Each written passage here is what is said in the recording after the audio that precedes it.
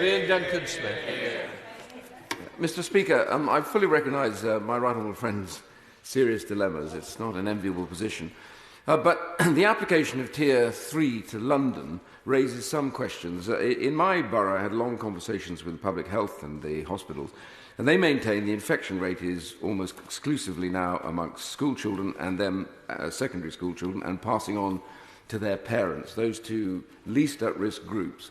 And so the hospitals are not overcrowded with spare beds in the ICUs, and also very low level of COVID patients in the hospitals. The question I ask him, therefore, is Tier 3 will hammer down on the one area that does control what happens, which is in hospitality.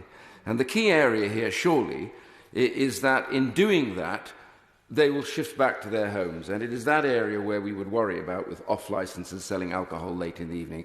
Can he try and seek some kind of flexibility within this so it targets better the real risk and doesn't just hammer those that have been doing the right thing?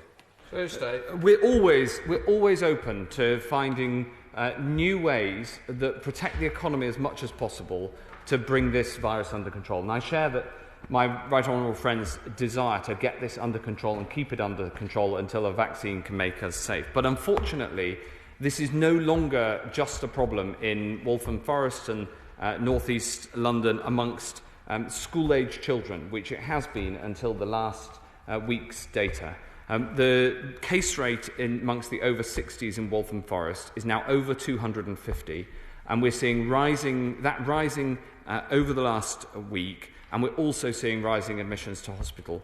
So whilst I have a huge amount of sympathy for everybody affected by these decisions in Waltham Forest, it is absolutely essential to get this under control now in order to protect the NHS from being overwhelmed in the future. And it is the inexorable link from cases now to hospitalisations in the future and sadly to deaths that we must break by using the vaccine, and we must bring down by the use of testing. But until we can have that vaccine fully rolled out and people be inoculated by having had their second dose, and until enough vulnerable people have had that second dose and therefore become inoculated, unfortunately, measures like this are necessary. Senator David. Thank you, Mr. Speaker.